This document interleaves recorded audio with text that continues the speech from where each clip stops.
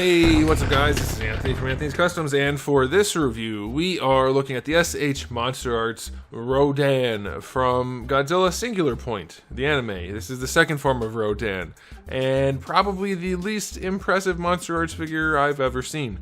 Definitely is, but it's from the anime. Okay, so we're gonna do the question of the day. Are you guys into the anime? The Godzilla Singular Point anime? I've heard mixed comments, or seen mixed comments when I reviewed Jet Jaguar, for instance, and now we're going to have Rodan, so let me know what you guys think about all of that.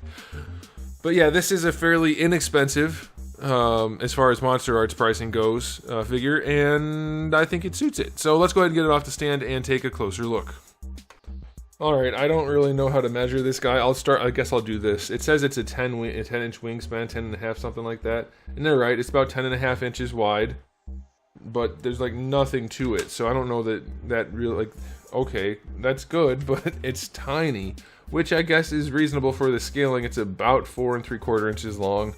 I'll do metric, about 27 plus for the wingspan, and about 12 for the length, I guess. Here's a height comparison with Darwin, and then here he is with a Godzilla, which is not from Singular Point, but I mean, I guess it's fine.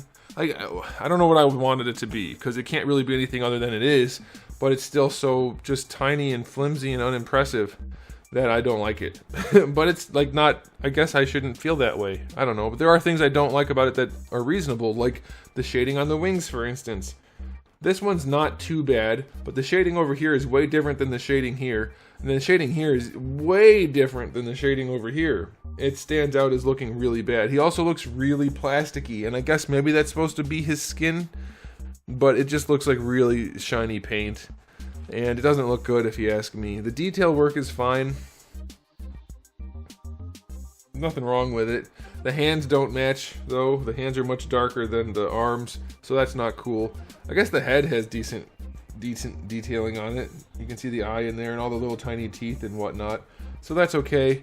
But it's just so shiny, and like, if it's gonna be this small and unimpressive as far as the sculpt goes, because that's the character design, at least nail the paint.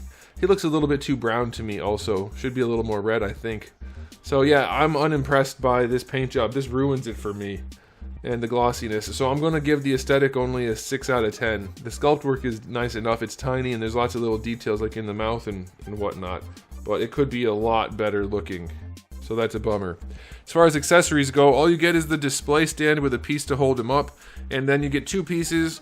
Each piece has 4 wired little tiny Rodans or whatever they are. I don't know. I didn't watch the anime.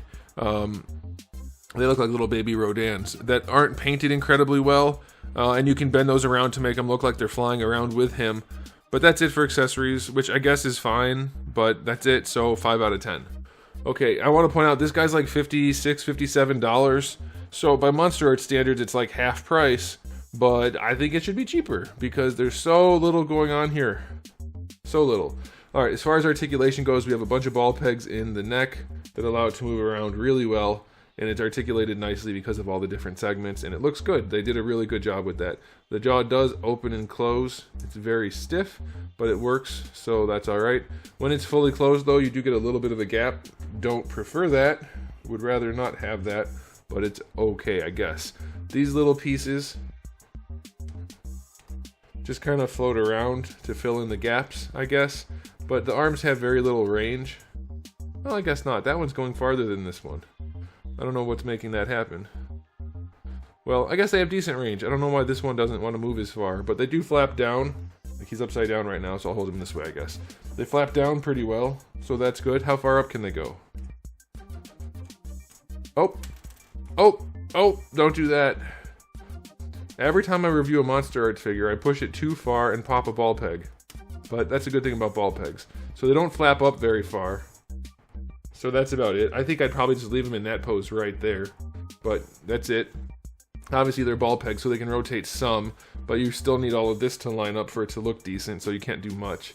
You do get more ball pegs back here, so you can do that. And then of course you can adjust the bend a little bit. But the reason you can do this is so that you can put his arms down Oh, it's so hard to get this to want to move. This one doesn't want to move. I guess it's so that you can have him like on his perched pose, sort of. But it just doesn't look good. They're so... I think he should have separate wings. Just have one fixed set of wings for open and one fixed set of wings for closed.